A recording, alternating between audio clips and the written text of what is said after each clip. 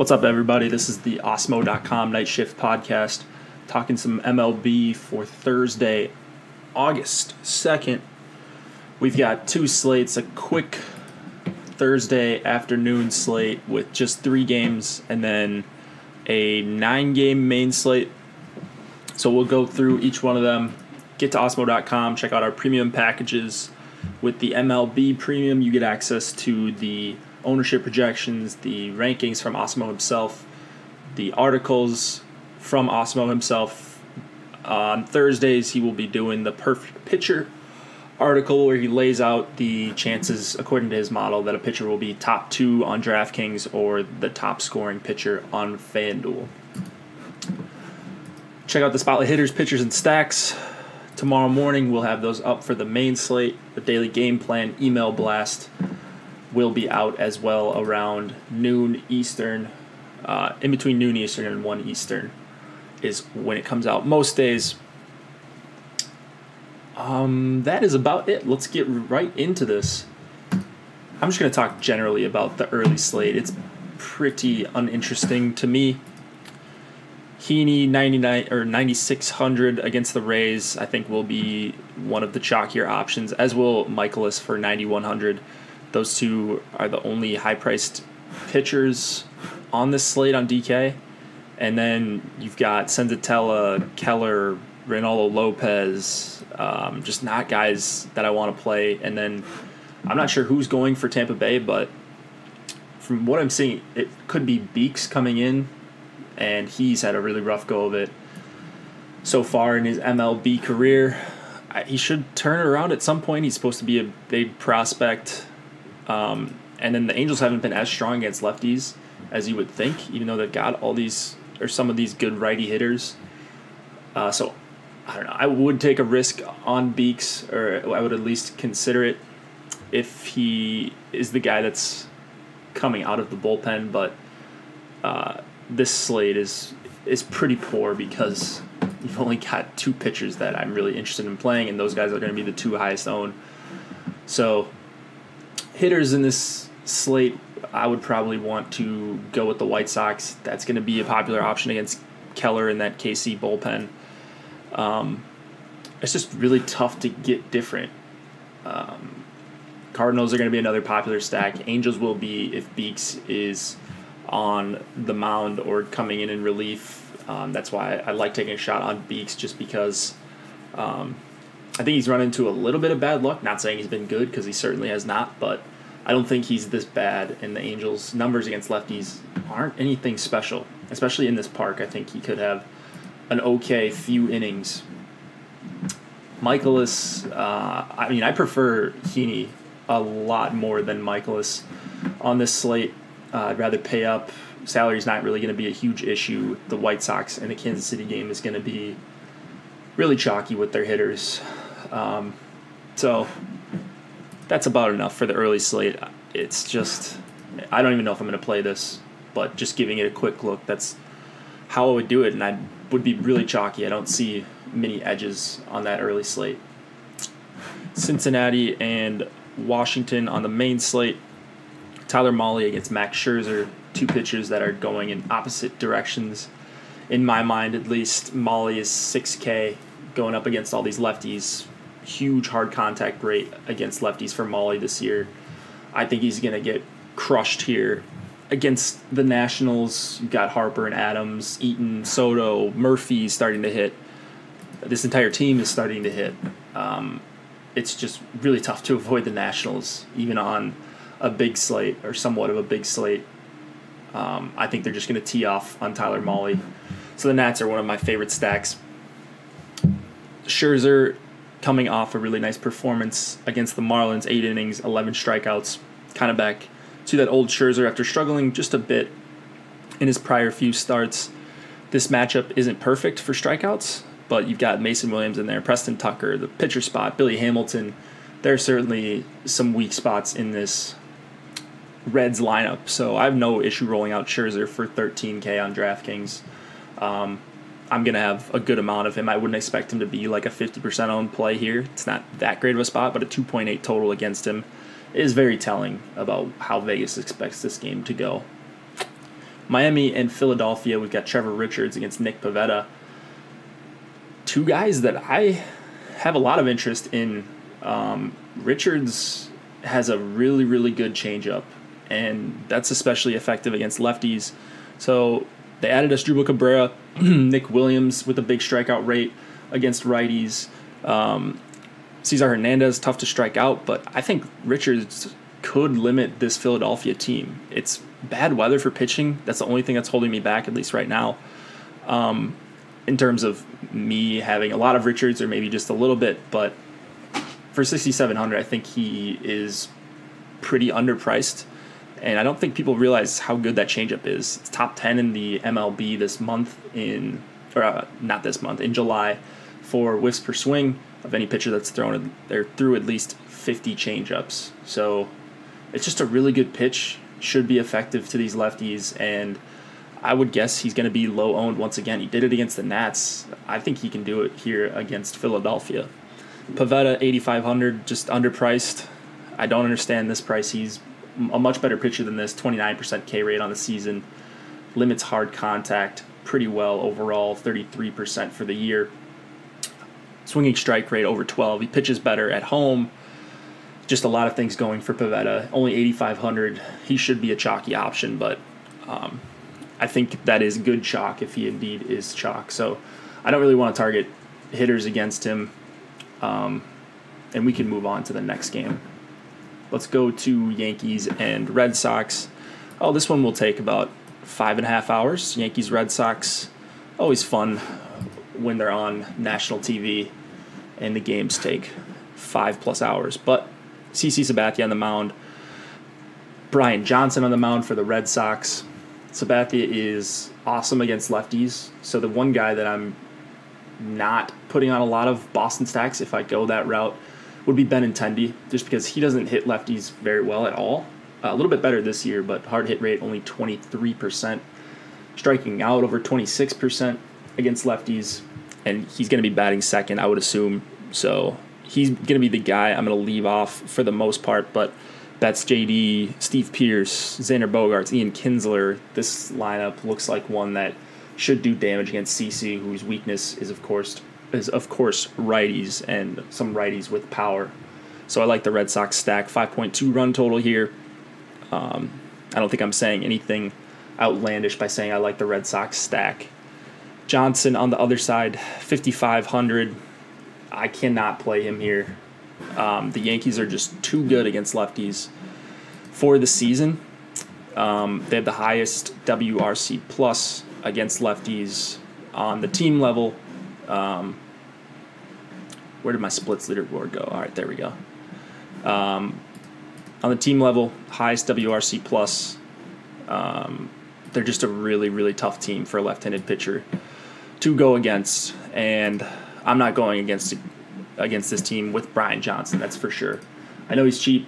He's somewhat of a favorite, but I'm expecting a high-scoring game. This total right now is at 10. Yankees total approaching 5. My favorite play here is actually Gleyber Torres. I mean, besides Stanton. I think Stanton's pretty obviously the best hitter against lefties in this lineup, but then after that, I love Gleyber Torres. Andujar down the lineup. Austin Romine for 3,600. Kind of like the middle and the bottom of this order more than the top if it's going to be Gardner and Gregorius at 1 and 3.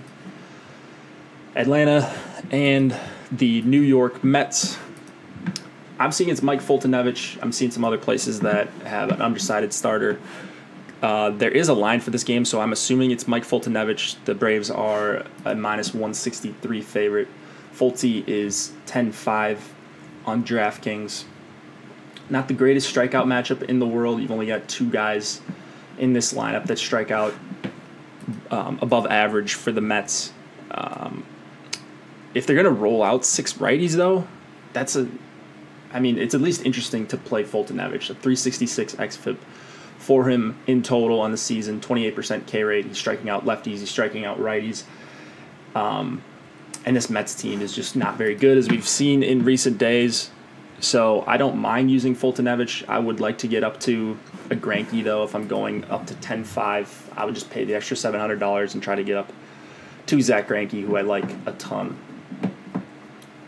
Vargas going for the Mets for 4,100. DK is really trying to get you to play him, pricing him at $4,100. I don't know that you're going to need that much salary on this slate, but anytime a pitcher is 4,100 and in play and not on a crazy pitch count, he's usually someone that I'll look at. I don't think I'll be playing Vargas here. I've got the Braves as one of the better teams against lefties. You've got Kurt Suzuki in there. You've got, or Tyler Flowers, either one of those two. I hope both of them are in there. Ozzie Albies hits lefties really well. Freddie Freeman can hit lefties. And then Jason Vargas actually looks worse against lefties to me. So I like Freeman and Markakis and this Braves full-on stack against Jason Vargas. I think he could lose control pretty quickly in this game, and I'm excited to fire up some Braves 1 through 6, stopping with Camargo. San Diego and Chicago. We have Robbie Erland against Mike Montgomery for the Cubs.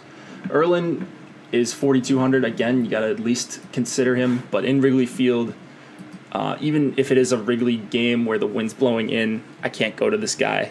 He's going to be on a pitch count. I believe he threw 30 pitches in his last 40 pitches in his last relief appearance, went 3 2/3 against the Diamondbacks on the 27th. So he's had full rest, but I doubt you see him go more than 55 or 60 pitches, even if things are going well. The Cubs bats I like are Contreras, Javi Baez, and Albert Almora. But I think the Cubs are going to be pretty chalky, provided that wind isn't crazy blowing in, but there's no total yet for this game, so you're probably not going to know what the run total is looking like until the morning at the very earliest. Montgomery for 7K, just not someone that strikes out enough guys for me to want to play here. I'd much rather go to Trevor Richards, who I think has some strikeout upside and ability. Montgomery, just a 14.5% K rate on the season. Does a really good job at limiting hard contact. I don't think I'm going to stack a lot of Padres, but Will Myers is someone that sticks out to me. He does strike out a ton against lefties, but when he puts the ball in play, he hits it hard over 50% of the time, a 346 ISO against lefties. And that's a really nice one-off that I will be targeting for only 4,500 on DK.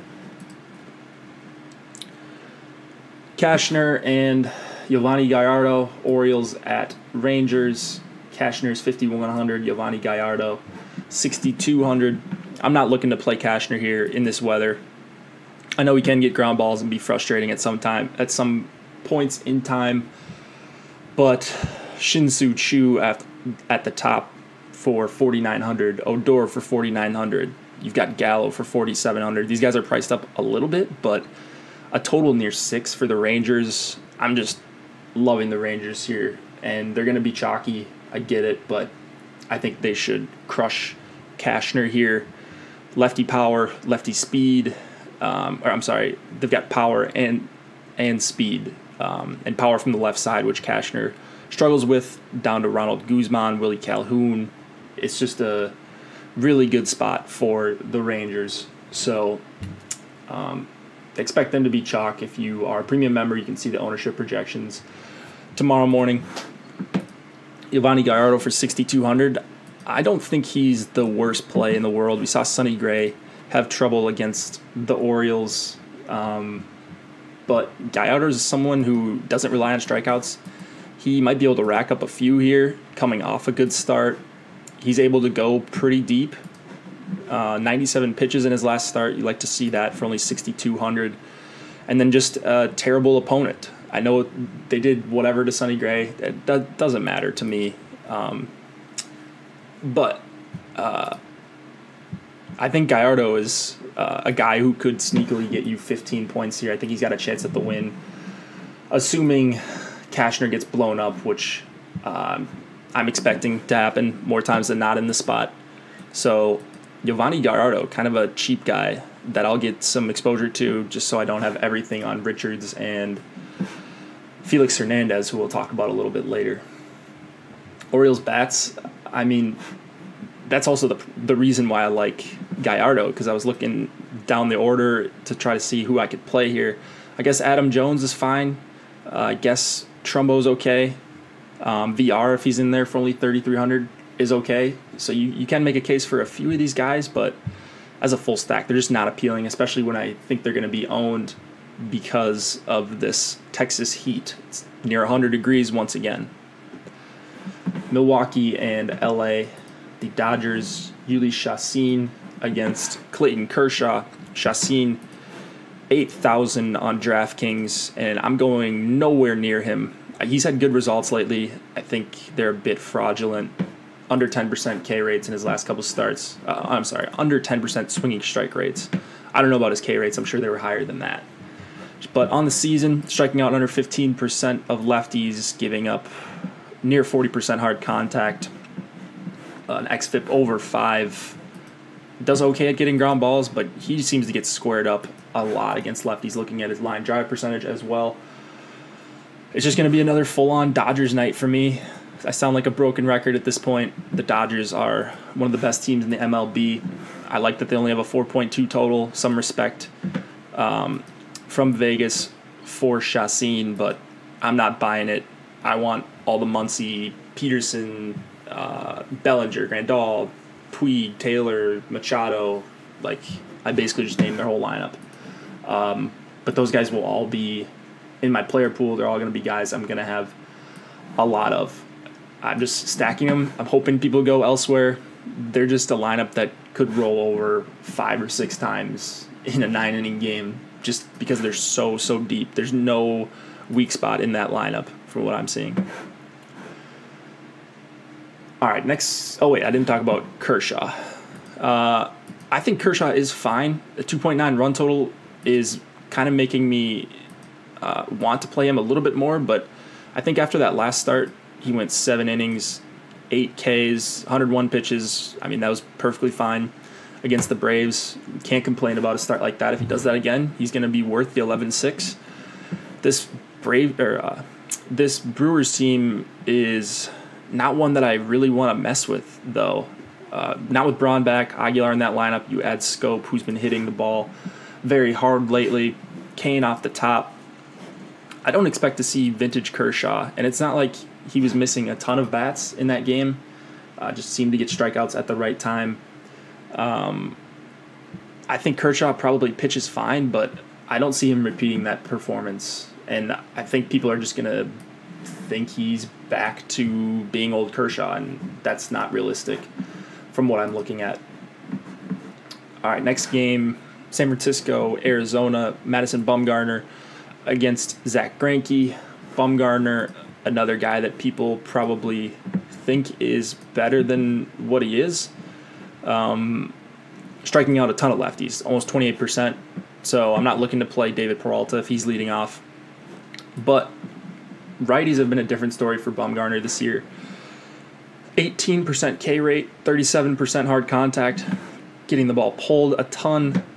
Pollock and Goldschmidt, you know my spiel on them. They're just two of the best hitters when they're facing lefties, and I'm going to have a ton of them, especially against a big name like Bumgarner. They may go a little bit under-owned for 4,800 and 5,200 for Pollock.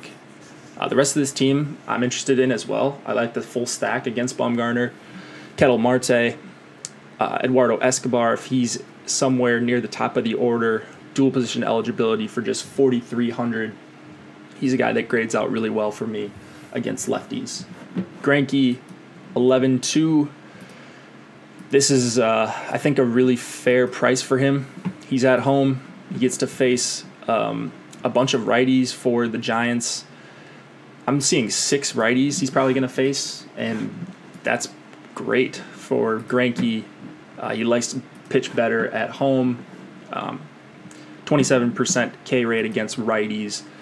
Gives up some hard hits, but I'm going with Greinke. I think the strikeouts are going to be there against this Giants lineup. I'm not super worried about them getting to Greinke. And he's 11-2, and I think he might be lower owned than Kershaw for less money. So that's where I'm making one of my stands, going with Greinke over Kershaw. The Giants are striking out almost 24% against righties this season. And when you go down their lineup, Panic, Yorkies, Hernandez, Steven Duggar, Nick Hundley, righty-righty, Longoria, righty-righty, not very intimidating bats. So I'm all over Greinke. I'm expecting a big performance out of him. Last game of the night, Toronto and Seattle. I'm seeing Jaime Garcia going for the Blue Jays. Last time I said that, I was wrong. I may be wrong again. It's not confirmed. There's no total out for this game. So a little bit dicey situation there. If it is Garcia, I'm going with Cruz and Mitch Haniger and John Segura. Ryan Healy if he's in, although he got scratched today. Mike Zunino even. It's just going to be a lot of Seattle bats. If it's someone else, then we'll have to talk about him on the strategy video, but that's just a quick run through if it's going to be Jaime. This could change by time I press end on this video or on this podcast. Felix Hernandez, 6,100, pitches better at home. The K rate goes up, the XFIP goes down, less hard contact, all that good stuff when he's at home. I don't know what it is about pitching at home for him, but I'm expecting him to have a 15, 16-point DK performance. Not that intimidating of a lineup that Toronto's rolling out. He's going to get 6 righties, assuming they roll out some sort of normal lineup, maybe 5 righties, but still, I'm not worried about them in this park. 64 degrees in Seattle, already a good pitcher's park, and now he's going to get good pitching weather for this time of year. So I'm on Felix, unfortunately. I don't like playing him, but the slate sort of calls for it for what I'm trying to do, especially if I'm trying to pay up for Scherzer and Zach Greinke. All right, that's going to do it for the night shift. Thanks for listening. Go to Awesemo.com. Check out the ownership projections, the rankings from Awesemo, spotlight hitters, pitchers, stacks, the strategy video with myself. Josh will be back tomorrow morning. Chris and Josh will be on the live stream tomorrow, I believe. It will be a fun slate, bigger slate on a Thursday than we've seen in a while, at least for the main slate. So I'm looking forward to it. Hit me up on Twitter if you have any questions. I'd like to help you out if I can. Good luck on this slate, guys. We will see you tomorrow.